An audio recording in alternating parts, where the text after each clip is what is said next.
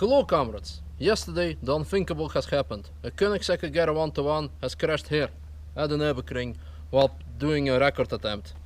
This flower symbolizes it. The color purple is the same as the color purple of the chassis number 107. Its spikes symbolizes its dangerousness, and the dangerousness of the track. And the fact that this flower hasn't bloomed yet, is this the right verb? I don't know, I'm not English, you tell me. Is the fact that the Koenigsegg didn't manage to do what it was supposed to do. And I am going to finish what he has started. So this is for you. Porsche did 6 minutes 57 seconds. We, with Koenigsegg, will try to beat that time. Oh, and by the way, because it's quite boring watching a piece of track for 5 minutes, or hopefully less, or something like that, I'm going to read you a piece from one of my favorite books by Leo Tolstoy, War and Peace. And for my convenience, to see if I have made it, I'm gonna start this timer and check it once I get to the gantry.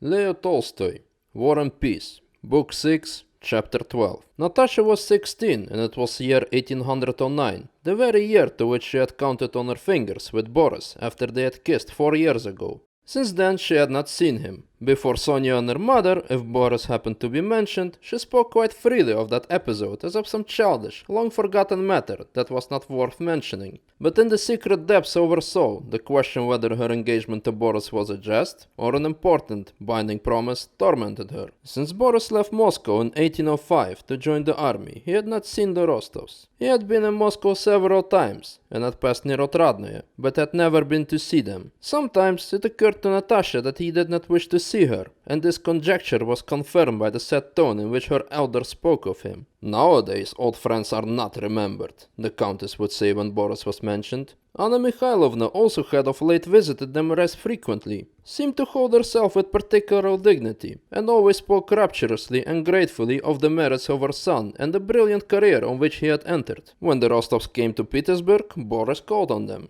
He drove to their house in some agitation. The memory of Natasha was his most poetic recollection, but he went with the firm intention of letting her and her parents feel that the childish relations between himself and Natasha could not be binding either on her or on him.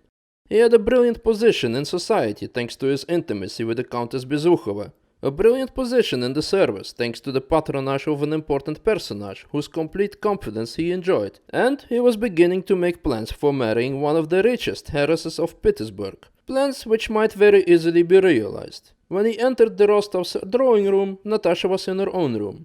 When she heard of his arrival, she almost ran into the drawing room, flushed and beaming, with a more than cordial smile. Boris remembered Natasha in a short dress, with dark eyes shining from under her curls and boisterous, childish laughter, as he had known her 4 years before.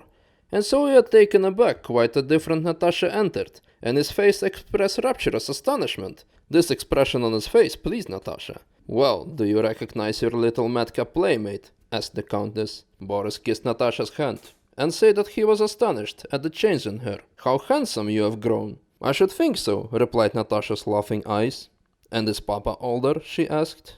Natasha sat down, and without joining in Boris' conversation with the Countess, silently and minutely studied her childhood suitor.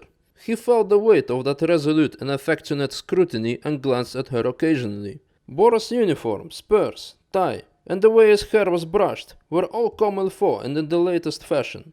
This Natasha noticed at once. He sat higher sideways in the armchair next to the Countess, arranging with her right hand the cleanest of gloves that fitted his left hand. "Oh my god, comrades! We did it! We did it! We had the intention to go sub 7, we didn't go sub 6, not sub 5, we did sub 3! Koenigsegg is the best manufacturer on the Nürburgring! Yes! Yes, amazing! Guess who's getting drunk tonight? Woohoo!"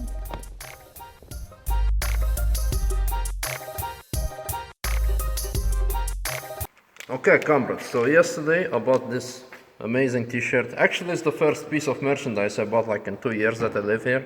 If we don't count the umbrella, because umbrella it's really necessary to Nürburgring. It never stops raining. Even when the sun is shining, it's still raining. Anyway, I'm like going away from the subject. So the problem with this, I really like this t-shirt. It has this rubber pattern, that's why it made me purchase. But, you know, we made a record, and here it says Mythos Nürburgring blah blah 6 11. And yeah, you know, this isn't correct anymore. It's 2 minutes 50 by now, by Koenigsegg. So I cannot wear this. But luckily I have this receipt here and it says I can bring it back in 4 weeks. So probably I don't know. We'll see. So Nürburgring, you need to make different t-shirt with the 2 minutes 50 record by Koenigsegg and boosted Boris as his driver. Yeah. It's getting late. I should drink some more and go to sleep. Good night, comrades.